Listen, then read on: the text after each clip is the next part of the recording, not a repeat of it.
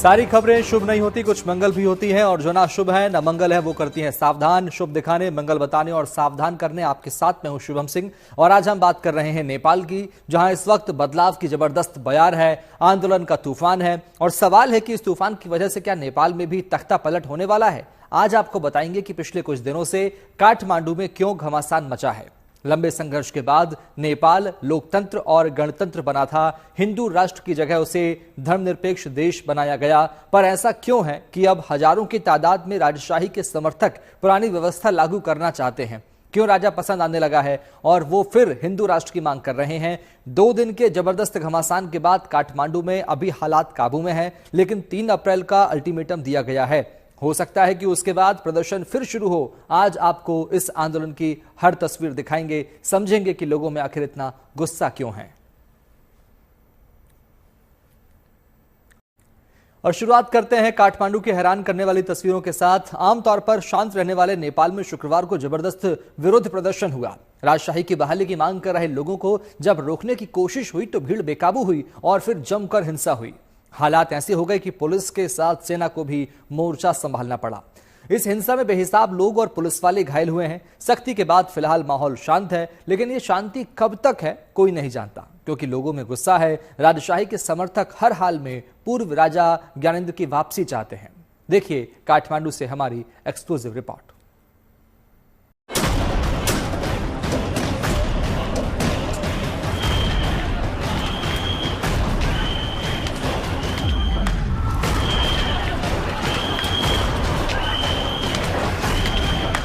आग है, धुआं है, उबाल है।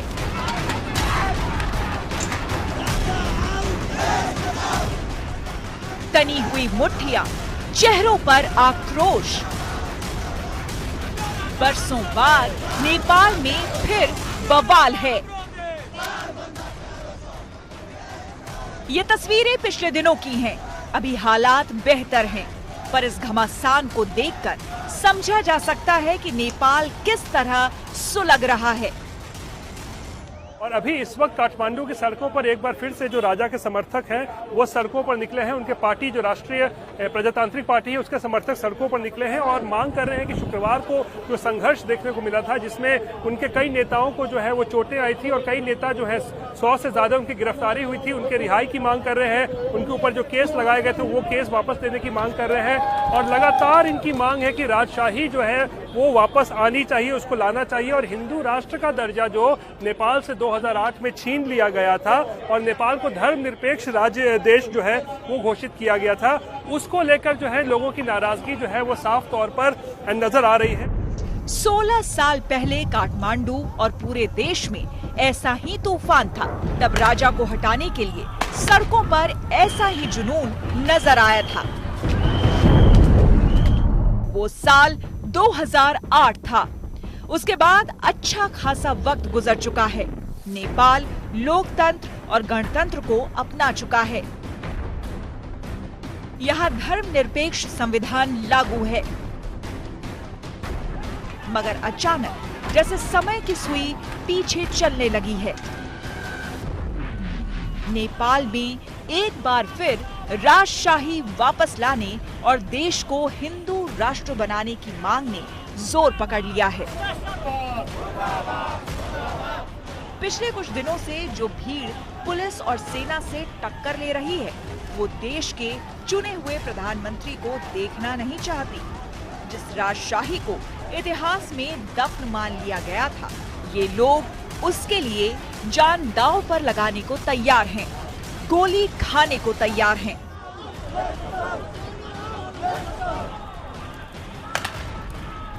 जब काठमांडू में हालात बिगड़े तो सेना को मोर्चा संभालना पड़ा, सख्ती दिखानी पड़ी और कड़ी मशक्कत के बाद हालात काबू में आए हैं।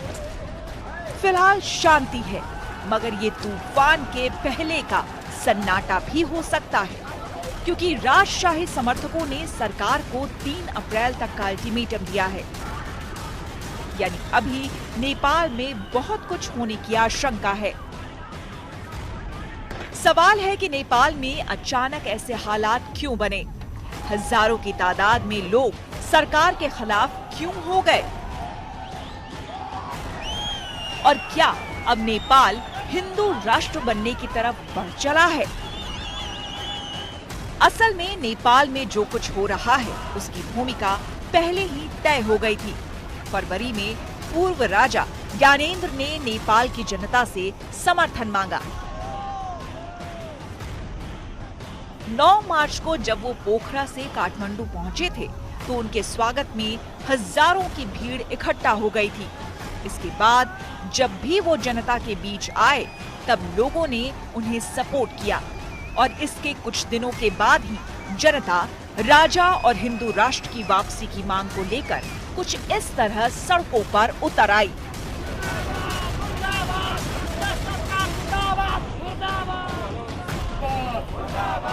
इस विरोध प्रदर्शन की सबसे दिलचस्प बात यह है कि राजशाही समर्थकों के हाथ में यूपी के सीएम योगी आदित्यनाथ की तस्वीरें नजर आई। इतना ही नहीं, खास बात यह है कि नेपाल में राजशाही और देश को फिर से हिंदू राष्ट्र बनाने की मांग का समर्थन वो पार्टियां भी कर रही हैं जो इस वक्त नेपाल की सरकार में शामिल हैं। इसमें एक नेपाली कांग्रेस पार्टी भी है।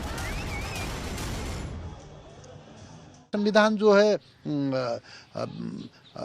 वो आप लोगों के यहाँ धर्मनिरपेक्ष कहते हैं ना, हम लोगों के यहाँ भी धर्मनिरपेक्ष हो गया है। लेकिन लोगों के भीतर, विशेष करके हमारी पार्टी के भीतर भी, देश के भीतर भी ये बहस है कि हिंदू धर्म की संरक्षण और संवर्धन के लिए संविधान में जगह दिया जाना चाहिए। हालांकि इसके साथ कई लोगों का ये भी मानना है, सभी लोगों का ये मानना है कि सभी धर्मों को स्वतंत्रता दी जानी चाहिए, लेकिन हिंदू धर्म का संरक्षण और संवर्धन होना चाहिए।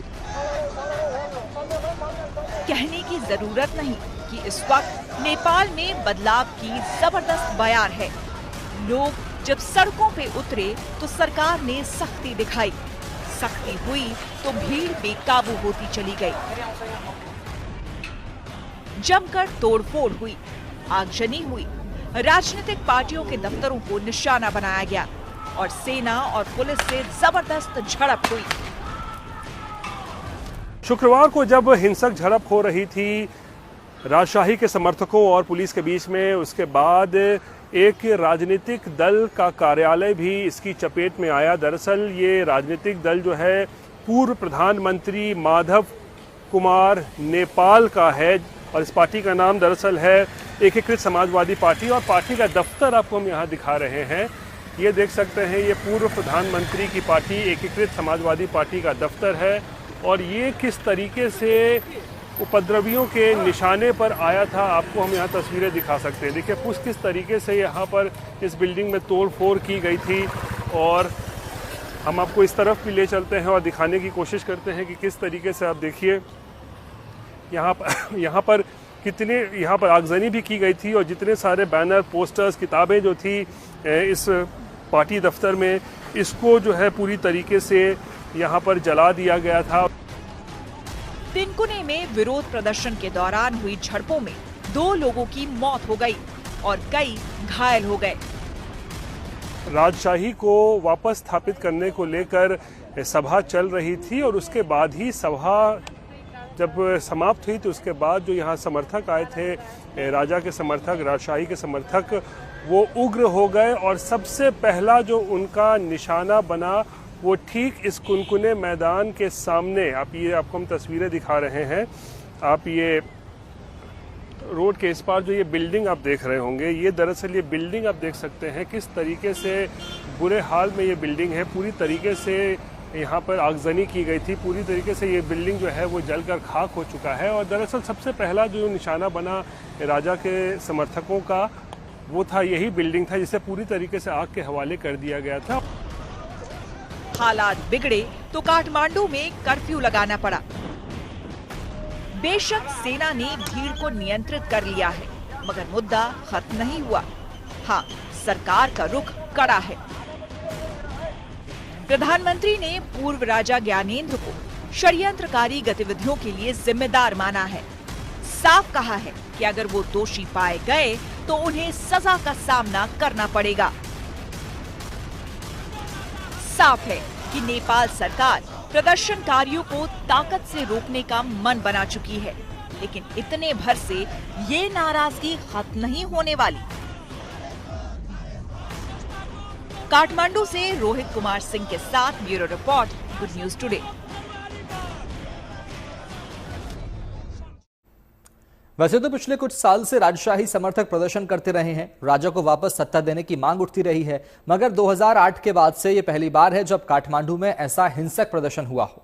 नेपाल में पिछले 15 सालों से लोकतंत्र और गणतंत्र है, संविधान है जिसके तहत नेपाल एक धर्मनिरपेक्ष देश है, पर लोकतांत्रिक सरकारों के कामकाज से बड़ी तादाद में लोग नाराज हैं। आर्थिक संकट है, बेरोजगारी भी है और भ्रष्टाचार भी है। सबसे बड़ा मसला धार्मिक और सांस्कृतिक पहचान का है। राजशाही के समर्थक पूर्व राजा ज्ञानेंद्र को वापस लाना चाहते हैं, तो उसकी एक बड़ी वजह यह है कि वो नेपाल को फिर से हिंदू राष्ट्र बनाना चाहते हैं। देखिए हमारी खास रिपोर्ट।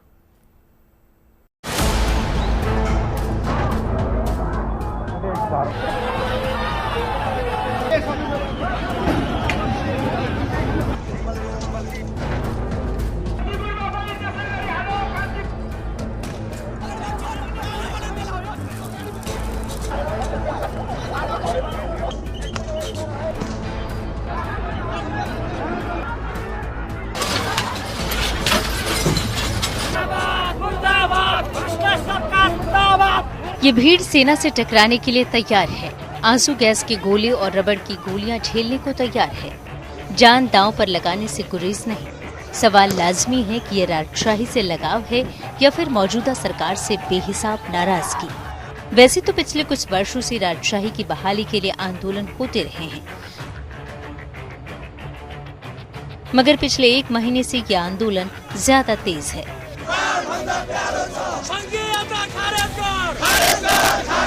ये जो शुक्रवार का दिन था, वहां पर इस पूरे बवाल की शुरुआत हुई थी। दरअसल राजा ज्ञानेंद्र शाह की पार्टी राष्ट्रीय प्रजातांत्रिक पार्टी जो है, उसने ये पूरा बवाल शुरू किया था और उसके बाद जो काठमांडू की सड़कों पर हुआ वो शायद पहले देखने को नहीं मिला था कि किस तरीके से हजारों की संख्या में जो राजशाही के समर्थक हैं, जो चाहते हैं कि नेपाल में लोकतंत्र समाप्त होना चाहिए और राजशाही वापस आनी चाहिए, सैकड़ों हजारों की संख्या में उस दिन शुक्रवार की दोपहर में वो तमाम लोग नेपाल के सड़कों पर थे, काठमांडू के सड़कों पर थे और उस दिन फिर जमकर उन लोगों ने बवाल काटा। ये लोग उस संघीय लोकतांत्रिक गणराज्य को हटा देना चाहते हैं, जिसके लिए नेपाल में बड़ा आंदोलन हुआ था। सवाल लाजमी है कि ऐसा क्यों हो रहा है। इसकी सबसे बड़ी वजह है राजनीतिक अस्थिरता। पिछले 17 वर्षों में 11 से अधिक सरकारें सत्ता में आईं और गई हैं। नेपाल सत्ताधारी दलों के आंतरिक मतभेद और गठबंधन की अस्थिरता इसकी बड़ी वजह रही है। इसके अलावा लोग भ्रष्टाचार, बेरोजगारी और आर्थिक संकट से परेशान हैं। एक बड़ा मुद्दा सांस्कृतिक पहचान का है। राजशाही समर्थकों को लगता है कि धर्मनिरपेक्षता अपनाने से देश की सांस्कृतिक और धार्मिक पहचान पर असर पड़ा है। प्रदर्शनकारियों का आरोप है कि लोकतांत्रिक सरकारें दूसरे धर्मों को बढ़ावा दे रही हैं। उनका मानना है कि पूर्व राजा ज्ञानेंद्र शाह, जो धार्मिक तौर पर कट्टर माने जाते हैं, देश को फिर से हिंदू राष्ट्र बना सकते हैं। संविधान के तहत धर्मनिरपेक्ष देश बनने से पहले नेपाल दुनिया का इकलौता हिंदू राष्ट्र था। ये पहचान नेपाल के लिए तब बहुत खास हुआ करती थी। अब राजशाही समर्थकों को डर सता रही है कि नेपाल की डेमोग्राफी बदल रही है। लेकिन जो राजनीतिक दल इस आंदोलन का नेतृत्व कर रहे हैं, उनका निश्चित रूप से वो एजेंडा ही है। जो राष्ट्रीय प्रजातंत्र पार्टी है वो राजा समर्थक पार्टी ही कही जाती है यहाँ पर, लेकिन जनता जो है वो राजा से भी ज्यादा हिंदू राष्ट्र को लेकर उनके मन में कहीं न कहीं एक कीस है। जो 18 साल पहले अचानक ये जो हिंदू राष्ट्र को खत्म कर दिया गया था, उसको लेकर उनके मन में है कि ये नेपाल की जो पहचान है पूरी दुनिया में इस्लामिक राष्ट्र है, ईसाई राष्ट्र है, लेकिन हिंदू राष्ट्र तो सिर्फ एक नेपाल था। तो नेपाल को फिर से उसकी जो पहचान है, धार्मिक और सांस्कृतिक पहचान है, और पूरे दुनिया के लोगों को लगे कि हमारा भी एक देश है, हिंदू राष्ट्र नेपाल है, उसको लेकर निश्चित रूप से जनता के मन में है। राजशाही को लेकर राजनीति चल रही है, राजनीतिक दल आगे आए हैं। कुछ लोग हैं जो उस राजनीतिक दल के समर्थक हैं, वो लोग उसको सपोर्ट कर रहे हैं, लेकिन आम जनता जो नेपाल की है वो हिंदू राष्ट्र के पक्ष में है, इसमें कहीं कोई दो मत नहीं है। साल 2021 के सेंसस के मुताबिक देश में हिंदू आबादी 81% से भी ज्यादा है। इसके अलावा 8% के साथ बौद्ध धर्म के लोग हैं। इस्लाम को मानने वाले 5% से कुछ ज्यादा हैं और इसके बाद ईसाई धर्म के मानने वाले हैं। राजशाही समर्थक ये दलील दे रहे हैं कि इस्लाम और ईसाई धर्म को मानने वालों की संख्या बढ़ रही है, जबकि हिंदुओं की जनसंख्या कम हो रही है और इसीलिए वो पुरानी व्यवस्था की वापसी चाहते हैं। इतना ही नहीं, राजशाही के समर्थक मान रहे हैं कि अगर राजा के हाथ में कमान होगी तो नेपाल में स्थिरता आएगी, सुख समृद्धि होगी। यही वजह है कि इस आंदोलन में अलग अलग संगठन और नेता शामिल हैं। चाह्यो भने असम्भवकै कुरा छ र हिजो राज संस्थाको अन्त्य गर्दाखेरि पनि कुनै जनमत संग्रह पनि गरिएको थिएन, कुनै प्रकारको अभिमत पनि लिएको थिएन। संविधान सभाले संविधान निर्माण गर्ने क्रममा जनतासँग सुझाव लिएको थियो, हिन्दू राष्ट्र चाहिन्छ कि चाहिँदैन, राज संस्था चाहिन्छ कि चाहिँदैन, अथवा संविधानमा के व्यवस्थाहरू हुनुपर्दछ भनेर संविधान सभाले जनतासँग सुझाव माग गरेको थियो।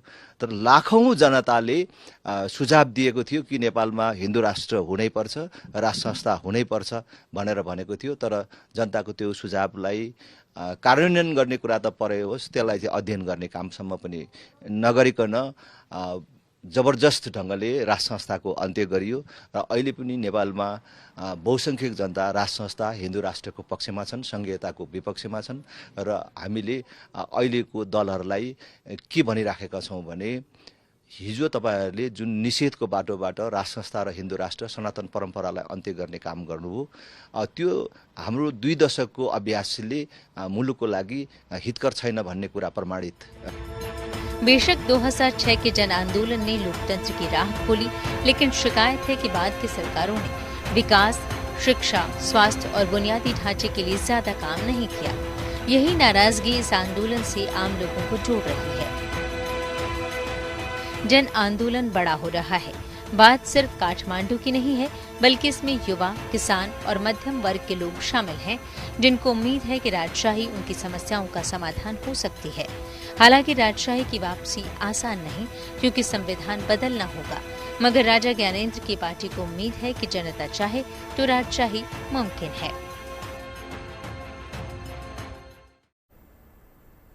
काठमांडू को शुक्रवार में राजशाही समर्थकों ने जबरदस्त प्रदर्शन किया, सरकार सख्ते में आ गई, जबरदस्त हिंसा हुई। इस आंदोलन को पूर्व माओवादी गुरिल्ला दुर्गा प्रसाई ने धार दी है। कई साल पहले माओवादियों ने ही राजा ज्ञानेंद्र शाह को पद छोड़ने के लिए मजबूर किया था। माओवादी नेता पुष्प कमल दहल प्रचंड के नेतृत्व में विद्रोह और आंदोलन के बाद ही 2008 में राजशाही का अंत हुआ था। पर 16 साल बाद पूर्व माओवादी दुर्गा प्रसाई ज्ञानेंद्र शाह को वापस लाने के लिए आंदोलन की अगुवाई कर रहे हैं। प्रसाई ने शुक्रवार को प्रदर्शन के दौरान पुलिस बैरिकेड तोड़ते हुए अपनी कार संसद भवन की ओर बढ़ाई थी। दुर्गा प्रसाई कारोबारी हैं जो फिलहाल फरार हैं, मगर दावा किया है कि वो काठमांडू के एक मंदिर में मौजूद है और आंदोलन तेज करने वाले हैं। दुर्गा प्रसाई की तीखी बयानबाजी, सामूहिक रैलियां और सोशल मीडिया पर दबदबे ने उन्हें राजशाही खेमे में सबसे आगे लाकर खड़ा कर दिया है। हालांकि राष्ट्रीय प्रजातंत्र पार्टी यानी आरपीपी राजशाही बहाली के आंदोलन में सबसे प्रमुख संगठन है। इसके नेता राजेंद्र लिंगदेन और कमल थापा प्रदर्शनों में लगातार सक्रिय रहे हैं। राजशाही के समर्थक नेपाल में पुरानी व्यवस्था चाहते हैं। वो अपनी धार्मिक और सांस्कृतिक पहचान के लिए लड़ रहे हैं, मगर शुक्रवार को हुई हिंसा के बाद नेपाल सरकार ने राजा ज्ञानेंद्र शाह और उनके समर्थकों पर सख्ती बढ़ा दी है। नेपाल सरकार में मंत्री प्रदीप यादव ने यहां तक कह दिया कि ज्ञानेंद्र शाह को नजरबंद कर देना चाहिए। सुनिए। काठमांडू की सड़कों पर बवाल मचा था, उसके लिए आप किसको जिम्मेदार मानते हैं? सबसे पहले तो इसका जिम्मेवारी का मूलभूत रूप है और ये पर्दा के पछाड़ी के नायक है जो पूर्व राजा ज्ञानेंद्र शाह है। उन्होंने लोगों को उकसाकर और ये उदंड मचाया, हिंसा करवाया, हत्या करवाया, आगजनी करवाया, लूटपाट मचाया। ये सबका जो मूल दोष है पूर्व राजा ज्ञानेंद्र शाह ही है, वही दोषी है। उस दिन आंदोलन हुआ है फ्राइडे को। वो आंदोलन एक हिंसात्मक आंदोलन था, एक आतंकवादी शैली तो होता है, उस शैली आतंकवादी नहीं बोला जाए, लेकिन शैली लग रहा था कि वैसा ही है, क्योंकि मारने के हिसाब से पूरा काठमांडू जल जाता। कैसे जल जाता कि आप देखे होंगे एयरपोर्ट में हमारे पेट्रोलियम डिपो है, वो डिपो में आग लगाने की कोशिश हुआ। अगर पेट्रोलियम आग लग जाती तो मेरा काठमांडू का सारा नागरिक मर जाता। वैसा मैंने तांडव मचाया गया। एयरपोर्ट में आगजनी करने की कोशिश किया गया। आपका पत्रकार को घर में ताला बंद करके जिंदा जला दिया गया। कि हिंदू राष्ट्र का भी एक बड़ा सवाल खड़ा हो रहा है कि राजा के समर्थकों ने ये किया तो क्या हिंदू राष्ट्र बनाना चाह रहे हैं नेपाल को? सरकार का क्या इस पे स्टैंड है हिंदू राष्ट्र बनाने को लेकर नेपाल को? सरकार संविधान में जो है उस पर स्पष्ट है, धर्मनिरपेक्षता से अच्छा कुछ नहीं होता है। इसमें हिंदू राष्ट्र के लिए भी उतने सम्मान है और जात जाति के लिए और धर्म के लिए भी उतने सम्मान है।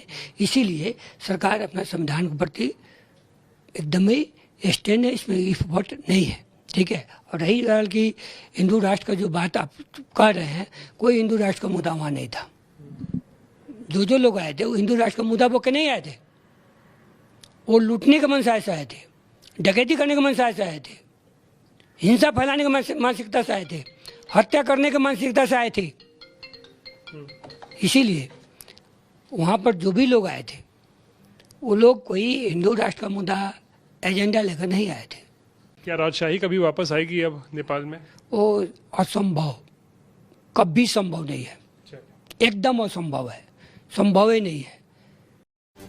उम्मीद है आपका दिन शुभ रहा होगा। कल की मंगल कामना के साथ आपको रहना है सावधान भी। अभी के लिए मैंने कि शुभम आपसे आपकी शुभ रात्रि की कामना के साथ लेता हूं विदा। नमस्कार।